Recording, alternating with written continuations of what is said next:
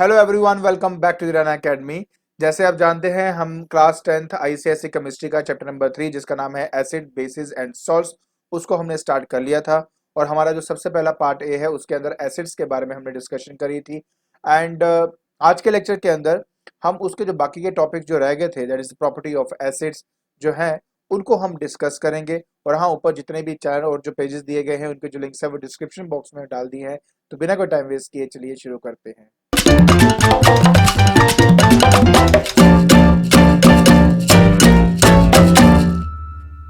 तो बेटा, आज हमने स्टार्ट करना है प्रॉपर्टी ऑफ एसिड के बारे में। इसमें दो तरह की प्रॉपर्टीज हमने स्टडी करनी है। वन इज फिजिकल और दूसरा है बेटा आपका केमिकल प्रॉपर्टी। बहुत सिंपल है, इसलिए जल्दी से हम इसको कवर कर लेते हैं। सबसे पहले जैसे आपके सामने लिखा हुआ है कि हमने फिजिकल प्रॉपर्टी स्टडी करनी है, तो उसमें सबसे पहले आता है बेटा हमारे पास टेस्ट। सिंपल सी बात यह है कि हमने पहले भी इसके बारे में पढ़ा हुआ है कि जो एसिड है उसका 100 टेस्ट होता है।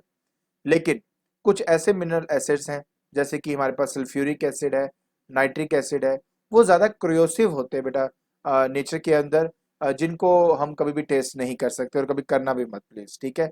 सो वैसे जो हमारे पास ऑर्गेनिक एसिड्स होते हैं जिनको हम टेस्ट कर सकते हैं, जैसे कि हमारे पास हो गया एसिटिक एसिड, हो गया हमारे पास जो मतलब जिसको हम विनेगर कह देते हैं, या ऑरेंज की बात करें, तो इनका सब क्या होता है बेटा, एक 100 टेस्ट होता है। क्लियर। तो ये है बेटा टेस्ट के बारे में। अब हम बात करेंगे उसकी अपीयरेंस मतलब फिजिकल स्टेट के बारे में। देखिए, एसिड जो है हमें या तो सॉलिड स्टेट में मिलते हैं या तो लिक्विड स्टेट में मिलते हैं एट रूम टेम्परेचर। तो कुछ एग्जांपल्स आपको दिए गए हैं, जिसमें boric acid, oxalic acid, tartaric acid, citric, phosphoric, ये वो है बेटा जो आपको सॉलिड स्टेट में मिलते हैं। बाकी बात रहेगी acetic acid, formic acid, carbonic acid, hydrochloric acid, nitric acid, sulphurous acid.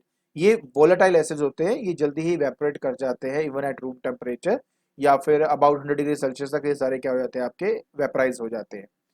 जहां तक बात करते हैं दैट इज सल्फ्यूरिक एसिड की, दैट इज H2SO4, ये एक नॉन वोलेटाइल एसिड होता है आपका, ठीक है ये सभी लिक्विड स्टेट के अंदर ही। तो ये तो हो गया इसका फिजिकल स्टेट।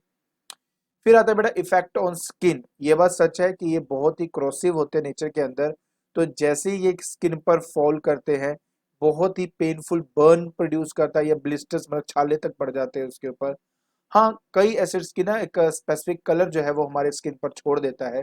जैसे कि कॉन्सेंट्रेटेड सल्फ्यूरिक एसिड हो तो जो स्किन है वो उसको ब्लैक कर देता है। कॉन्सेंट्रेटेड नाइट्रिक एसिड हो तो येलोइश कलर कर देता है। कॉन्सेंट्रेटेड HCl हो तो एम्बर कलर जो है स्क्रीन पे आ जाता है। जैसे अभी देख सकते हो ये जो स्किन है इसमें एम्बर कलर है, तो मतलब इसमें हाइड्रोक्लोरिक एसिड जो है वो इसके ऊपर गिरा हुआ है, ठीक है। बाकी मैंने आपको कहा ना कि सारे एसिड क्रोसिव नहीं होते, जैसे कि कार्बोनिक एसिड है या ऑर्गेनिक एसिड्स हैं, ये ना क्रोसिव नहीं होते। इवन जो कार्बोनिक एसिड है तो वो तो हम अपने कोल्ड ड्रिंक्स के अंदर भी यूज करते हैं, राइट। सो वो इतने क्रोसिव नेचर के नहीं होते हैं, ठीक है। तो हमेशा जब भी आप इसका यूज करते हैं लैब के अंदर तो प्लीज बी केयरफुल। कॉन्सेंट्रेटेड होने की वजह से वो ज्यादा हार्मफुल होते हैं बेटा स्क्रीन के ऊपर। ओके, अब हमने बात करनी है बेटा इंडिकेटर्स की। इंडिकेटर्स का मतलब क्या हुआ, जो इंडिकेट करे, जो बताए कि ये एसिड है कि ये बेस है। सबसे पहली बात, इंडिकेटर्स की डेफिनेशन क्या है, कहते हैं कि ये एक कॉम्प्लेक्स सब्सटेंसेस होते हैं, ठीक है, जिनका एक पर्टिकुलर कलर होता है। एंड जब उसको एसिड के साथ या बेस के साथ रिएक्ट करवाया जाता है तो उसका जो कलर है वो आपका चेंज हो जाता है, ठीक है।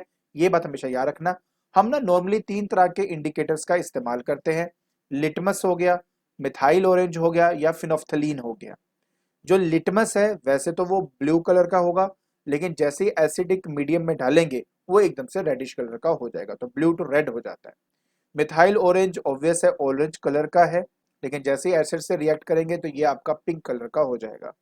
फिनोफ्थलीन जो है उसका जो कलर है, वैसे तो उसका कोई कलर नहीं होता, एसिड डालेंगे तो वो अभी भी क्या रहता है, कलरलेस का कलरलेस ही रहता है आपका, ठीक है। तो ये बात प्लीज याद रखना कि कौन सा इंडिकेटर कैसे बिहेव करता है एसिडिक मीडियम के अंदर।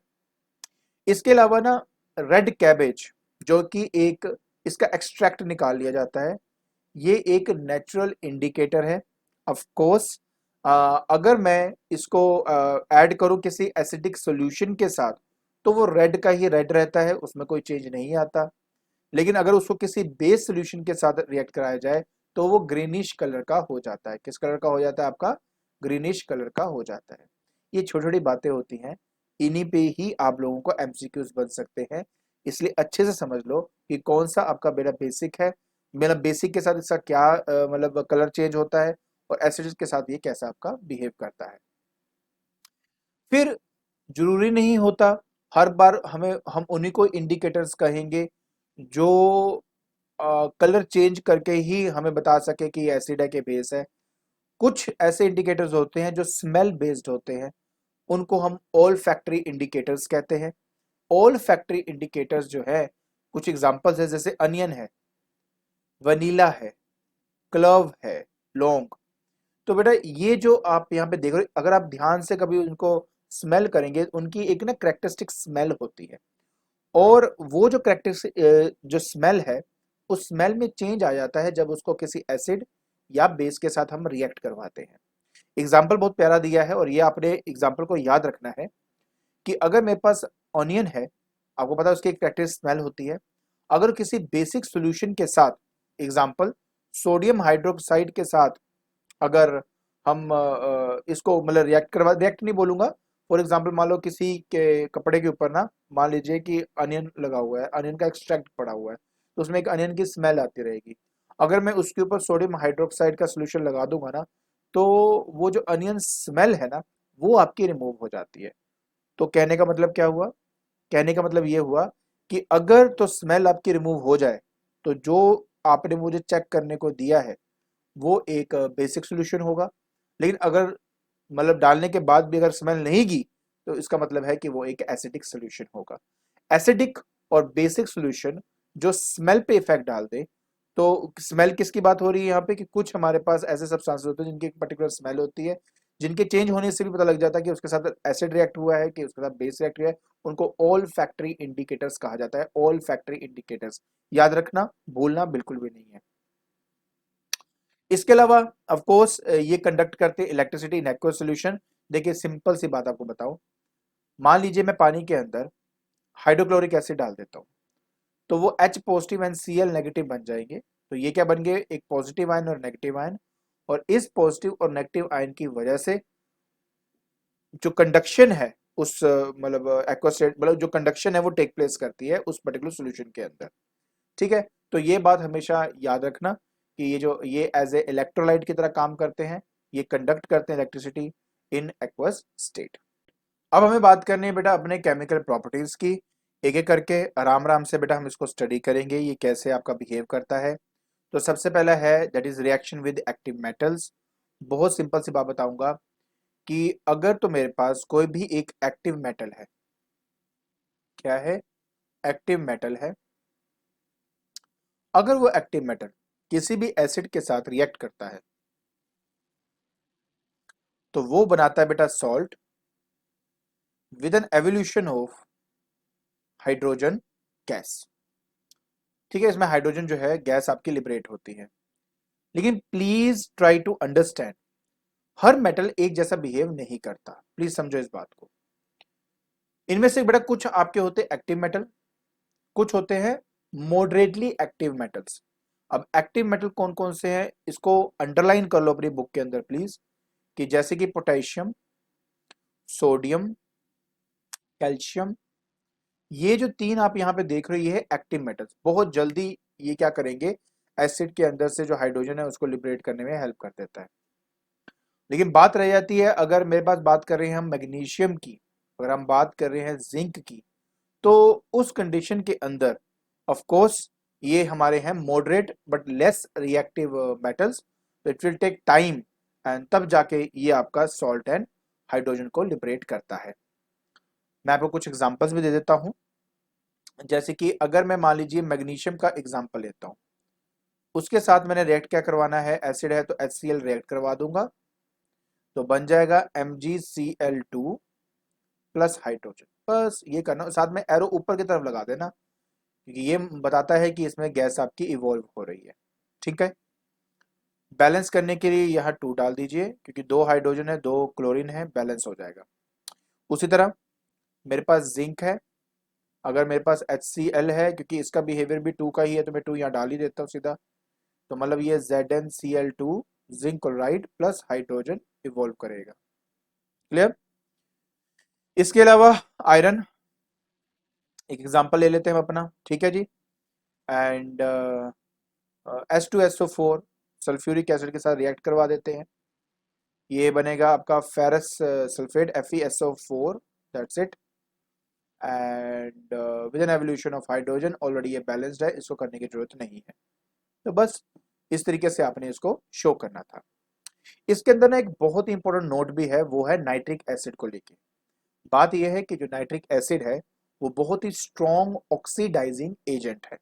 मतलब ये कि अगर कोई हाइड्रोजन को लिबरेट करेगा ना, तो ये ऑक्सीजन एकदम से उसके साथ ऐड होकर एकदम से पानी बना देगा। इसी वजह से जब कभी भी हम नाइट्रिक एसिड का इस्तेमाल करते हैं तो उसको इतना ज्यादा डाइल्यूट करते हैं कि उसकी डाइल्यूशन सिर्फ 1% रखा जाता है। मतलब अगर 100 पार्ट आपका पानी है तो 1 पार्ट उसमें नाइट्रिक एसिड का होगा। मतलब इतना ज्यादा डाइल्यूट करने के बाद ही जाकर और खास तौर पे ये भी नहीं कि किसी भी मेटल की बात कर रहा हूं, जैसे कि अगर आप मुझे बोलोगे कि पोटेशियम, सोडियम, कैल्शियम, नहीं नहीं नहीं, इस कैटेगरी में आते हैं मैंगनीज एंड मैग्नीशियम। ये दो ऐसे हमारे पास मेटल आते हैं जिनके साथ ये जो डाइल्यूट नाइट्रिक एसिड जो कि 1% एसिड है, अगर उसको रिएक्ट कराया जाए तभी जाकर हाइड्रोजन लिबरेट करेगा। अदरवाइज हम नाइट्रिक एसिड का इस्तेमाल नहीं करते, क्योंकि वो बहुत ही स्ट्रॉन्ग ऑक्सीडाइजिंग एजेंट है। अंडरलाइन वर्ड क्या है? Strong oxidizing agent. बाकी यहाँ पे मैंने ऑलरेडी आपके लिए लिख दिया हुआ है, ये सारा कुछ इसमें वैसे का वैसा दिया हुआ है जो मैंने अभी आपसे बात करी है। हाँ, बात रह जाती है एक रिएक्शन करके दिखाने की, वो मैं आपको देखो करके दिखा देता हूँ, बहुत सिंपल है, मुश्किल होता ही नहीं है। तो मैं मैंगनीज का एग्जांपल ले रहा हूँ कि मेरे पास Mn है प्लस नाइट्रिक एसिड क्या होता है बेटा? HNO3। ये आपका हो गया नाइट्रिक एसिड। प्लीज यहाँ पे लिख देना कि हमने डाइल्यूट कितना किया हुआ है। देखो यहाँ पे लिखा हुआ 1%, तो यहाँ पे लिखेंगे हम दैट इज डाइल्यूट कितना? 1%, ये जरूर लिख देना। और वैसे भी आपका यार देखो आपको तो वैसे भी MCQ है, तो मोटी मोटी बात ये है कि आपको पता होना चाहिए कि किसके साथ क्या बिहेवियर और कैसे सब कुछ होता है। ये बात का थोड़ा ध्यान रखना तो आपके लिए इजी हो जाएगा। ओके, सो ये आ गया Mn+HNO3, राइट। हाँ, तो इससे क्या बनेगा आपका? ये बनेगा MnNO3 होल ट्वाइस, ये बनता है। यहाँ पे NO3-1 का होता है, ठीक है। सो मैंगनीज नाइट्रेट ये आपके पास यहाँ पे बन गया। एंड उसके बाद नेक्स्ट है मेरा हाइड्रोजन। ऑफ कोर्स हाइड्रोजन जो है वो मुझे क्या करना है? यहाँ पे इवॉल्व करना है। आई होप आपको अच्छे से समझ में आ गया होगा कि ये हमने यहाँ पे क्या किया है, राइट। याद रखें, नाइट्रिक एसिड बहुत ही स्ट्रॉन्ग ऑक्सीडाइजिंग एजेंट होता है और इसी वजह से हम उसको हाइड्रोजन की प्रेपरेशन के अंदर इस्तेमाल नहीं करते, क्योंकि वो हाइड्रोजन के साथ ऑक्सीजन को रिएक्ट करवा के पानी बना देगा, इसलिए नहीं करते।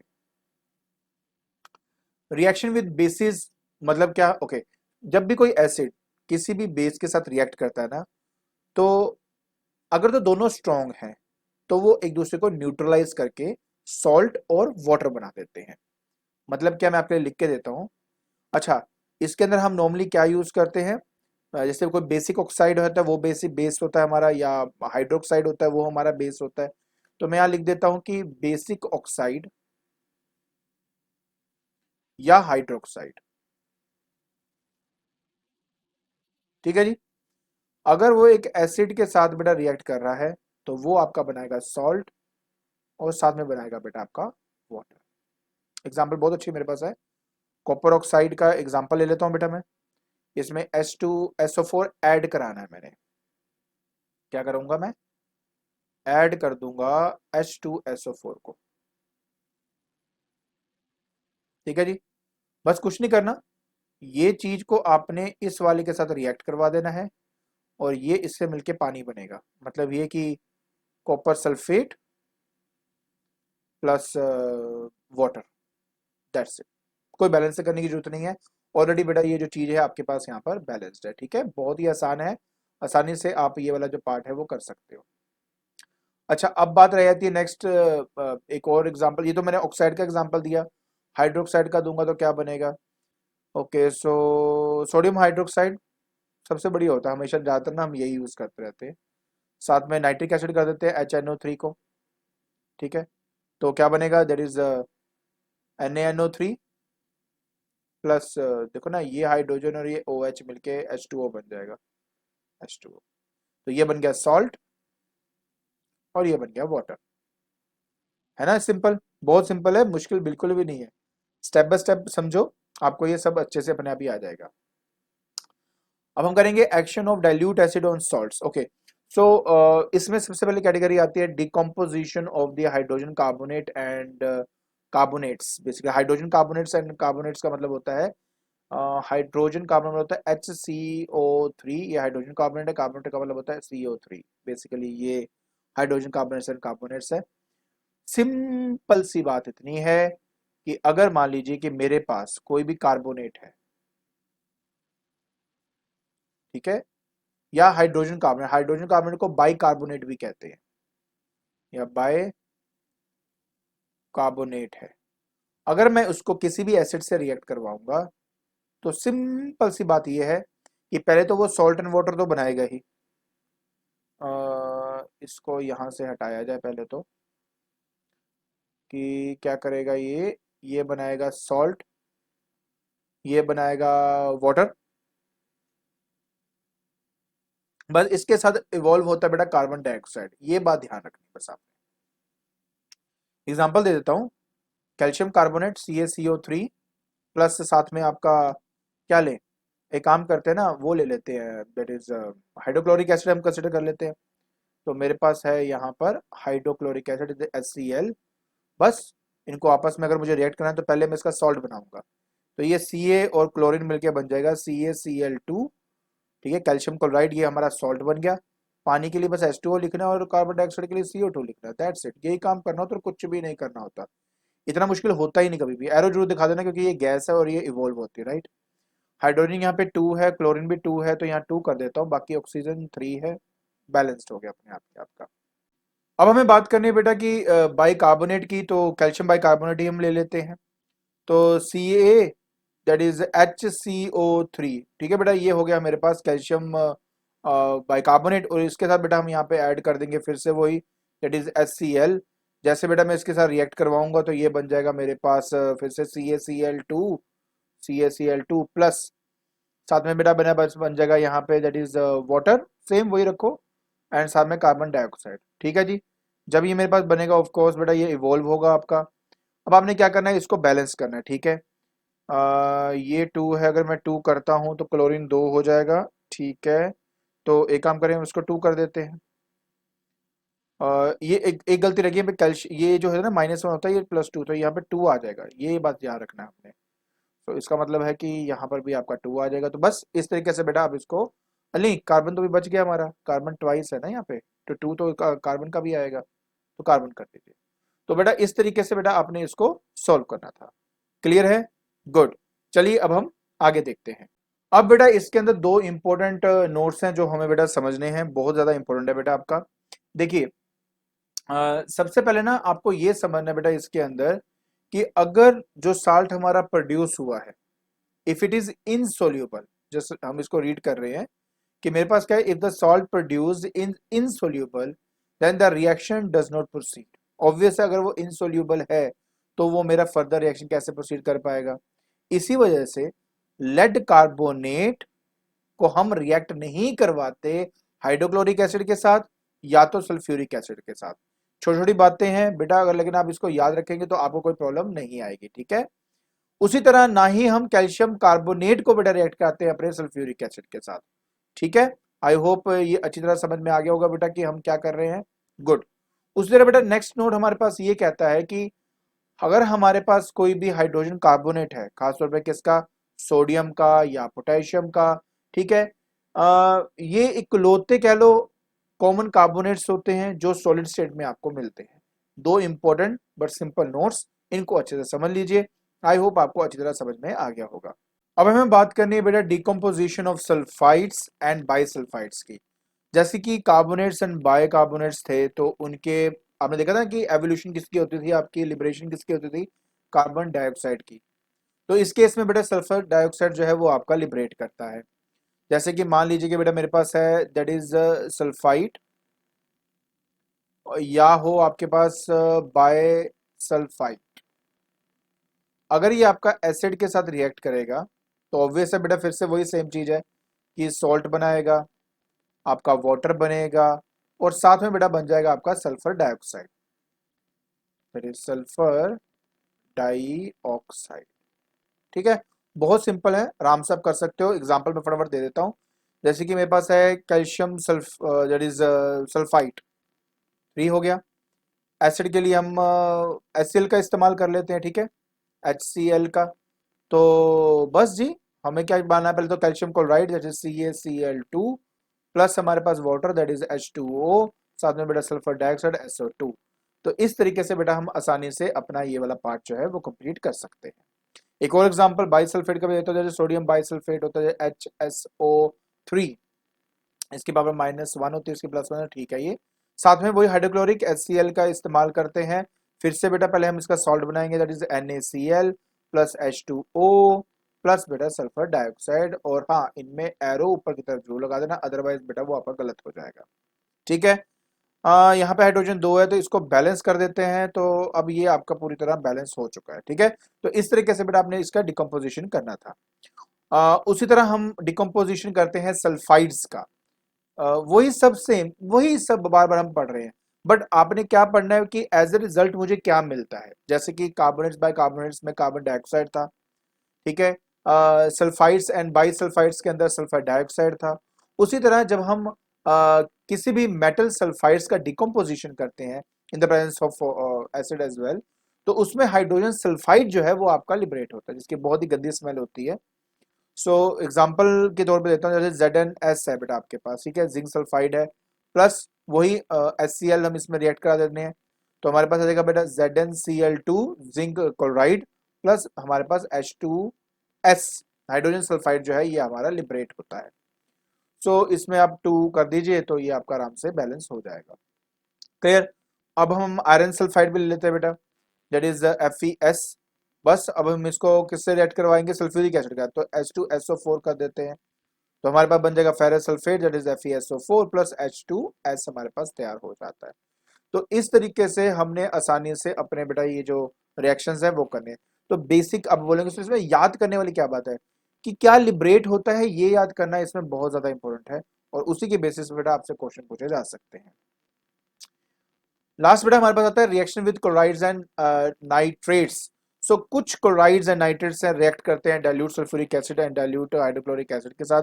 जैसे कि आपको मैं समझा देता हूँ, मेरे पास है जैसे बेरियम क्लोराइड है, BaCl2 barium chloride plus hydrogen को है ना H2SO4 कर देता हूँ, दैट इज सल्फ्यूरिक एसिड।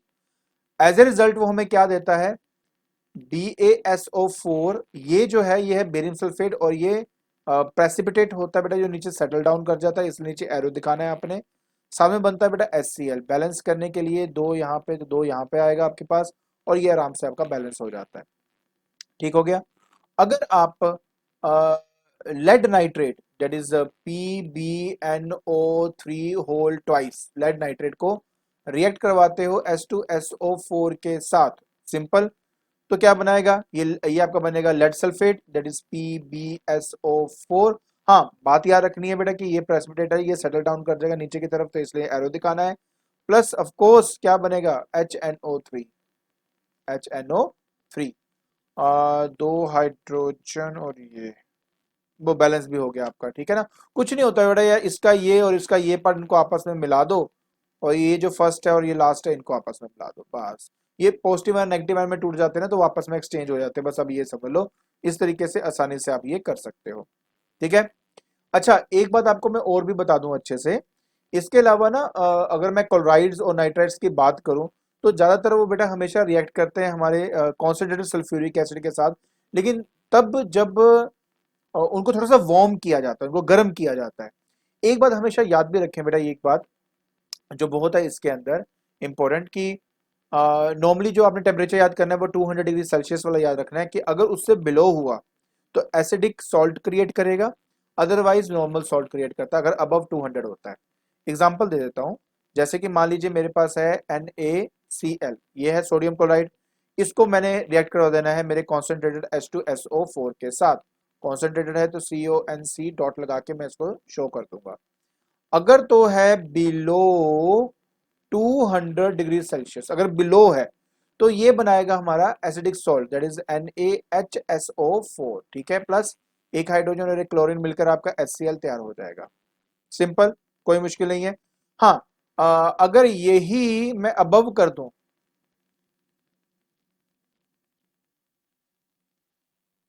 ठीक है, अब मैं करूंगा अबव,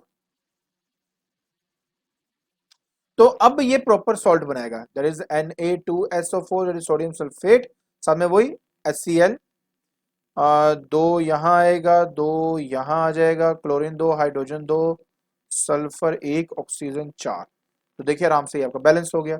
इसी तरह आप नाइट्रेट का भी बना सकते हो, ठीक है, बाकी मैंने नोट्स में डाल दिए हैं, अब वहां से उसको डाउनलोड करके देख सकते हो कि कैसे उसको किया जाता है। बहुत सिंपल है, आसानी से कर लेना। समझ जाना कि अगर बिलो 200 है तो एसिडिक सॉल्ट बनेगा, देखिए इसमें H प्रेजेंट है ना, तो ये हमारा एसिडिक सॉल्ट होता है, एसिडिक सॉल्ट होता है हमारे पास। और ये बेटा नॉर्मल सॉल्ट है आपका, ठीक है, ये आपका नॉर्मल सॉल्ट है। अच्छा, अब हम बात करेंगे general use of some acid. ये तो बेटा सिंपल लिस्ट है। हाँ, एमसीक्यूज के अंदर ये आसानी से आ सकता है, इसलिए आपको पता होना चाहिए। जैसे कि बोरिक एसिड का इस्तेमाल होता है आई वॉश या एंटीसेप्टिक के अंदर, सिट्रिक एसिड फूड प्रिजर्वेशन के अंदर यूज होता है, ऑक्सैलिक एसिड होता है इंक स्टेन रिमूवर के अंदर, कार्बोनिक एसिड को हम कोल्ड ड्रिंक्स के अंदर यूज करते हैं, फ्लेवर देने के काम आता है। टाटारिक एसिड जो है वो बेसिक बेकिंग पाउडर के अंदर यूज होता है। जो एसिटिक एसिड है वो टेबल विनेगर है, कुकिंग पर्पसेस के लिए इस्तेमाल किया जाता है। हाइड्रोक्लोरिक एसिड है वो जो है ना आपके जो मेटल आइटम्स होते हैं उनको क्लीन करने के लिए बड़ा इस्तेमाल होता है। बेंजोनोइक एसिड जो है वो फूड को प्रिजर्व करने के काम आता है। नाइट्रिक एसिड जो है एक्सप्लोसिव के अंदर बेटा बेसिकली आपका यूज होता है। एंड लास्ट है बेटा आपका फॉस्फोरिक एसिड, इसको हम फर्टिलाइजर्स के अंदर यूज करते हैं। तो ये आपको आने चाहिए। आई होप आपको अच्छे से समझ में आ गया होगा कि कैसे हम अपने जो एसिड्स हैं, ठीक है ना, उनके मतलब बेसिकली प्रॉपर्टीज क्या है, और उनके फिजिकल प्रॉपर्टी क्या है, उनकी केमिकल प्रॉपर्टी क्या है, वो समझ में आ गया होगा आपको। ठीक है, तो आज के लेक्चर के अंदर हमने जो पार्ट ए की थ्योरी है वो खत्म कर दी है। इसके अंदर हमने बेटा डिस्कस किया एसिड्स के बारे में, बेसिकली उसके फिजिकल एंड केमिकल प्रॉपर्टीज के बारे में। तो अगर आपको ये वीडियो पसंद आ रही है तो please like it, share it and subscribe it. आज के लिए बस इतना ही। Thank you so much.